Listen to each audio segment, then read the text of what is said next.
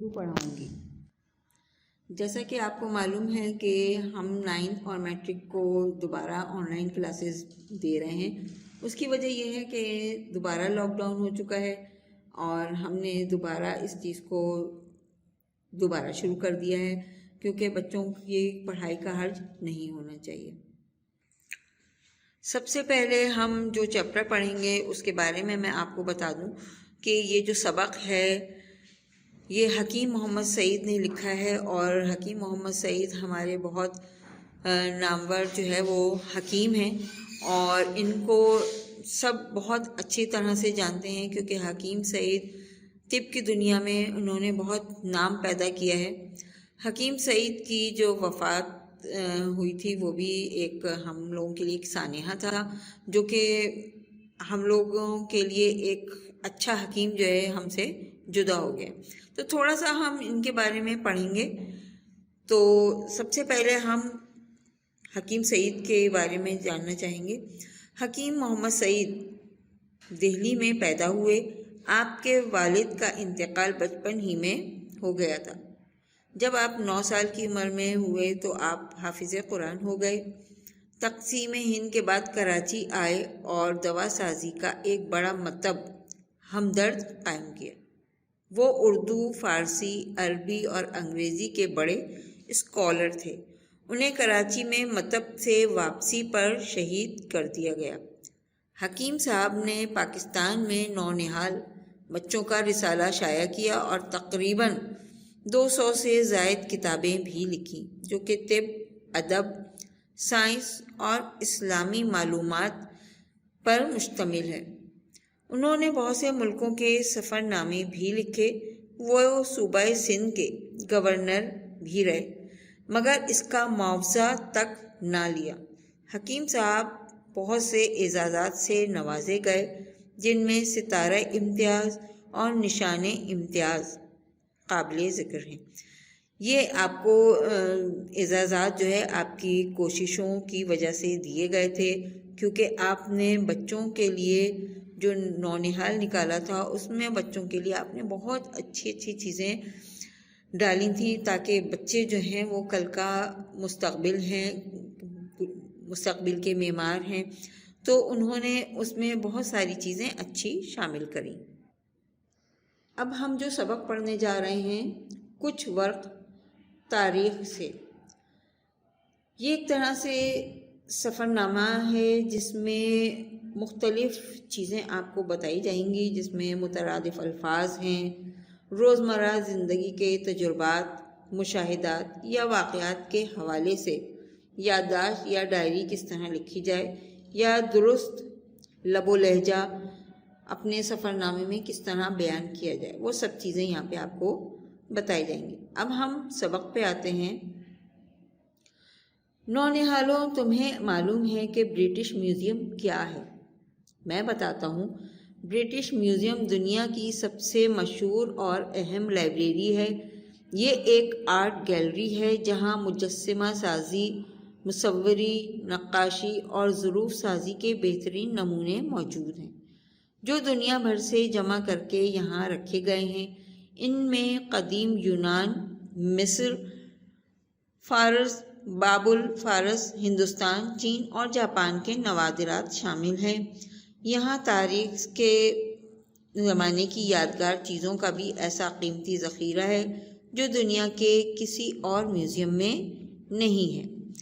British museum میں قلمی نسخے، پرانی کتابیں، سرکاری دستاویزات، نقشے اور ڈاک کے ٹکٹ ہیں، اور دنیا بھر میں آثار قدیمہ کی کھدائی سے حاصل ہونے والے نادر اور نایاب کتبے، مٹی کے برتن، مورتیاں اور دوسری چیزیں ہیں جن سے تاریخ کے ادوار اور تمدن اور تہذیب کا پتہ بھی چلتا ہے۔ یہ تحقیق کا کام کرنے والوں کے لیے اہم معلومات فراہم کرتی ہے۔ برٹش میوزیم کی لائبریری دنیا کی 3 سب سے بڑی لائبریریوں میں شمار ہوتی ہے، اور دوسری 2 عظیم لائبریریاں پیرس کی لائبریری ببلیوٹیک نیشنل اور واشنگٹن کی لائبریری آف کانگریس ہے۔ یہاں 70 لاکھ سے زیادہ کتابیں ہیں، ان میں زیادہ تر انگریزی کی کتابیں ہیں، لیکن دنیا کی دوسری زبانوں کی کتابیں بھی یہاں موجود ہیں۔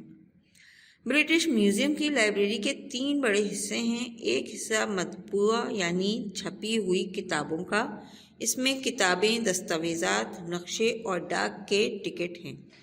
دوسرا حصہ مخطوطات یعنی قلمی نسخوں کا ہے، یہاں 3 صدی قبل مسیح سے اب تک کے یورپین مخطوطات ہیں۔ تیسرا حصہ مراکش سے لے کر جاپان تک کے مخطوطوں اور چھپی ہوئی کتابوں کا ہے۔ اخبارات کی الگ لائبریری ہے۔ برٹش میوزیم لائبریری کے مخطوطات کے حصے میں یونان کے آئین کے بارے میں ارسطو کی اپنے ہاتھ سے لکھی ہوئی تحریر بھی موجود ہے۔ نونہالوں، تمہیں جاننا چاہیے کہ البیرونی اور ابن الحسن کون تھے۔ البیرونی کا نام ابو ریحان بن احمد تھا۔ اسلامی دنیا کے ایک عظیم سائنسدان تھے۔ وہ ریاضی، فلکیات، معدنیات اور دواؤں کی خاصیت کے ماہر، سیاح اور آثار قدیمہ کے عالم بھی تھے۔ البیرونی نے اپنی زندگی کے 50 سال علم حاصل کرنے اور کتابیں لکھنے میں گزار دیے۔ ان کو ان کتابوں پر شاہی دربار سے بڑے انعامات بھی پیش کیے گئے، لیکن انہوں نے کوئی انعام قبول ہی نہیں کیا اور شاہی انعام کو اپنے علمی مقام اور مرتبے کے خلاف سمجھتے تھے اور کسی انعام کی پرواہ کیے بغیر لکھنے میں لگے رہتے تھے۔ البیرونی نے 100 کتابیں لکھیں، ان میں جیومیٹری، ریاضی، جغرافیہ اور فلکیات اور دواؤں کے علم پر بھی کتابیں موجود ہیں۔ البیرونی کے اہم سائنسی کارناموں میں طول البلد اور عرض البلد کا معلوم کرنا اور پہلی بار قدرتی چشموں کے بارے میں یہ ثابت کرنا ہے کہ وہ زمین کے نیچے برقی کیمیائی عمل کے زور سے ابھرتے ہیں۔ انہوں نے دریا اور زمین کی گہرائی معلوم کرنے کا طریقہ بھی بتایا اور معدنیات کے علم میں بڑا اضافہ کیا۔ انہوں نے بہت سی جڑی بوٹیوں کی خصوصیات اور ان کے فائدے مختلف زبانوں میں ان کے نام بھی بتائے۔ اسٹرانومی اور ریاضی کے مطالعے کے لیے البیرونی نے ہندوستان کا سفر کیا اور وہاں کے رسم و رواج اور رہن سہن کے طریقوں کا غور سے مطالعہ کیا۔ پھر غزنہ واپس آ کر کتاب الہند کے نام سے کتاب لکھی اور بہت ساری معلومات جو انہیں ہندوستان میں حاصل ہوئی تھی اس میں جمع کر دی۔ البیرونی کے اس کام سے جو ہے یہ بہت متاثر ہوئے اور اس وجہ سے انہیں علم کا دریا کہنے لگے، اور البیرونی کا انتقال 1048 عیسوی میں ہوا۔ اس کے بعد ابن الحسن کے بارے میں ہے۔ ابن الحسن کا نام ابو علی الحسن تھا۔ برسوں کی تحقیق کے بعد روشنی پر ایک کتاب لکھی اور انہوں نے پہلی بار یہ بتایا کہ روشنی کیا ہے۔ انہوں نے روشنی کو توانائی قرار دیا اور آج ساری دنیا اسے تسلیم بھی کرتی ہے۔ اس کتاب میں بتایا گیا کہ آنکھ کیسے دیکھتی ہے، اس کی اندرونی بناوٹ کیسی ہے۔ ابن الحسن نے یہ اصول بیان کیا کہ جب روشنی کسی ایک سوراخ سے گزر کر کسی پردے پر پڑتی ہے تو اس پردے پر اس کا الٹا عکس ڈالتی ہے جس سے نکل کر وہ آ رہی ہے۔ انہوں نے عملی طور پر کر کے اس کا مظاہرہ بھی کر کے دکھایا، یعنی ایک شمع کا الٹا عکس پردے پر ڈالا۔ یہی کیمرے کا بھی اصول ہے۔ ابن الحسن نے بصریات یعنی دیکھنے کے علم کے علاوہ ریاضی اور فلکیات کے بارے میں بھی بڑی مہارت حاصل کی۔ وہ 965 عیسوی میں پیدا ہوئے، بصرے میں اپنی تعلیم حاصل کی اور بغداد چلے گئے، جو اس زمانے میں مسلمانوں کے لیے اسلامی دنیا کا بڑا علمی مرکز تھا، اور انہوں نے مختلف علماء، سائنسدانوں سے ملاقات کی اور ان سے علمی مذاکرے کیے۔ بغداد سے وہ قاہرہ گئے اور اپنی زندگی کا بڑا حصہ وہیں گزار دیا۔ اس نامور مسلمان سائنسدان کا انتقال 1043 میں ہوا۔ اب یہ جو سبق تھا یہ ماخوذ تھا لندن اور کیمبرج کے، اس سے ماخوذ ہے یہ، ٹھیک ہے۔ یہ سبق ہمارا اب ختم ہوا۔ تھوڑا سا میں اس کے بارے میں آپ کو کچھ سوالات ہیں جو میں آپ کو سمجھا دیتی ہوں۔ سب سے پہلے یہ ہے کہ برٹش میوزیم میں کیا کیا چیزیں موجود ہیں۔ برٹش میوزیم کے بارے میں جو اس کا جواب ہے کہ برٹش میوزیم میں کیا کیا چیزیں موجود ہیں۔ برٹش میوزیم میں قلمی نسخے، پرانی کتابیں، سرکاری دستاویزات، نقشے، ڈاک کے ٹکٹ، آثار قدیمہ کی کھدائی سے حاصل ہونے والی تمام اشیاء اور مجسمے، جو جس میں مصوری کے کچھ چیزیں ملی ہیں، نقاشی کی چیزیں ملی ہیں، اور ظروف سازی کے بہترین نمونے یہاں پہ موجود ہیں۔ اس کے بعد سوال نمبر 2 ہے دنیا کی سب سے مشہور اور اہم لائبریری میں کیا کیا شاہکار موجود ہیں۔ تو دنیا کی سب سے مشہور اور اہم لائبریری برٹش میوزیم ہے۔ اس میں بھی آپ جواب اسی طرح لکھیں گے کہ جس میں پرانی کتابیں، سرکاری دستاویزات، نقاشی کی چیزیں اور ظروف سازی کے بہترین نمونے موجود ہیں۔ اور یونان کے جو ارسطو ہیں انہوں نے اپنے ہاتھ سے بھی اس میں جو ایک تحریر تھی وہ بھی ہمیں ملی ہے۔ اس کے بعد ہے البیرونی کو کس کتاب نے شہرت دی۔ البیرونی کو کتاب الہند کے نام سے انہوں نے ایک کتاب لکھی تھی، جو کہ ہندوستان گئے تھے اور وہاں جا کر انہوں نے تمام ہندوستان کا سروے کیا، اور اس کے بعد انہوں نے جب ایک کتاب لکھی جو کتاب الہند کے نام سے تھی، جس میں انہوں نے تمام چیزیں لکھی تھیں۔ اس کے بعد ہے برٹش میوزیم کی لائبریری کو کتنے حصوں میں تقسیم کیا گیا اور ان میں کیا رکھا گیا ہے۔ برٹش میوزیم کو لائبریری کو 3 بڑے حصوں میں تقسیم کیا گیا ہے۔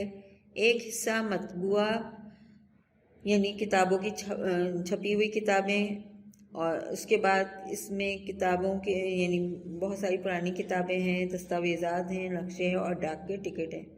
دوسرا حصہ جو ہے مخطوطات یعنی قلمی نسخوں کا ہے، جس میں قلمی نسخے موجود ہیں۔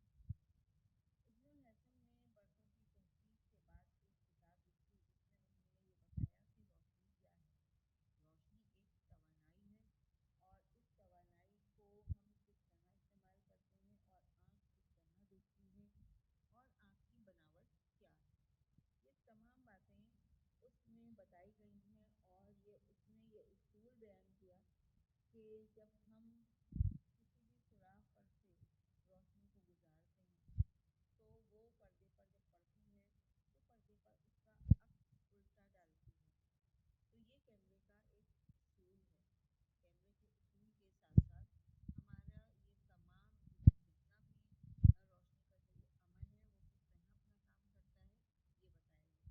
طرح اپنا کام کرتا ہے یہ بتایا گیا۔ آخر میں کیمرے کا بانی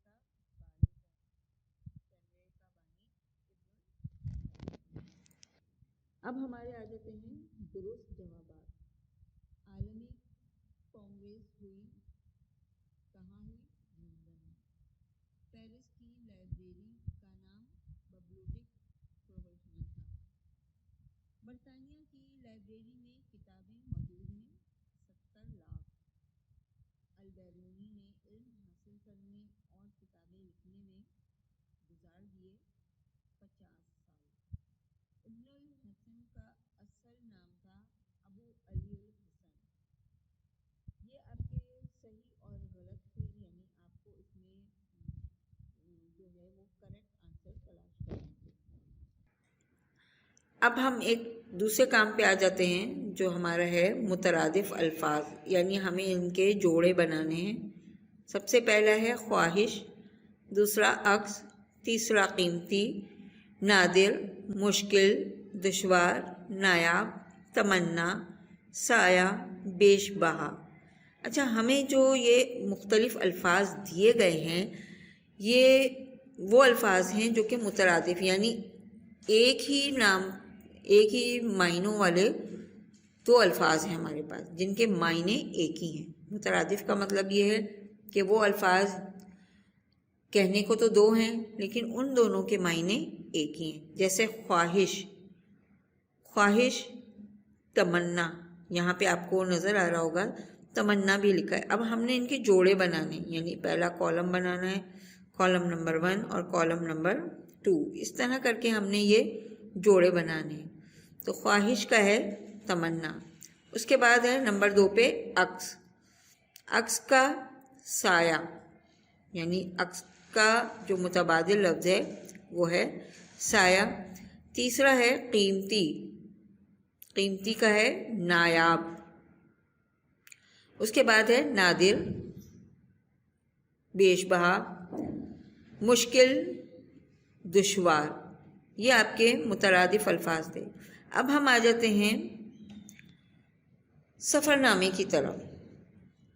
وہ باتیں جو ایک سیاح کو اپنے سفر کے دوران محسوس ہوتی ہیں اور مختلف ہونے کے ساتھ ساتھ دلچسپ اور حیرت انگیز نظر آتی ہیں، وہ انہیں اپنے ہم وطنوں کے لیے قلم بند کر لیتا ہے، وہ سفر نامہ کہلاتا ہے۔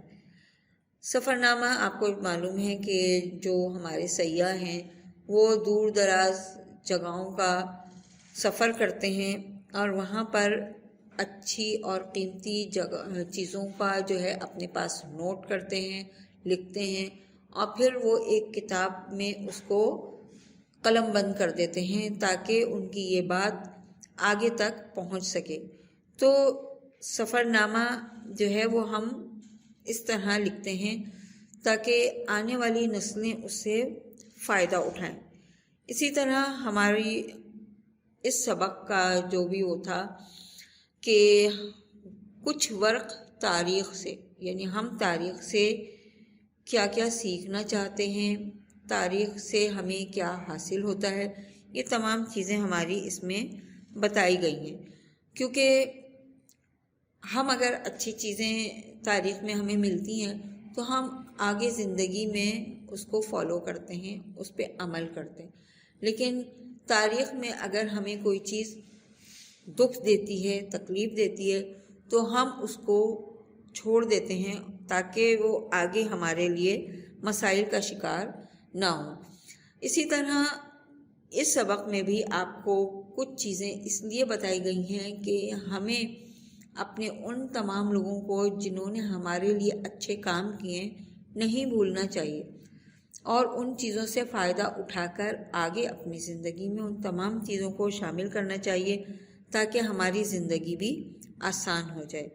حکیم سعید نے جو بچوں کے لیے نونہال رسالہ نکالا ہے، آپ کو معلوم ہے کہ وہ بچوں میں بہت زیادہ مشہور، بہت فیمس ہے، کیونکہ بچے جو ہے وہ پڑھ کے بڑا خوش ہوتے ہیں۔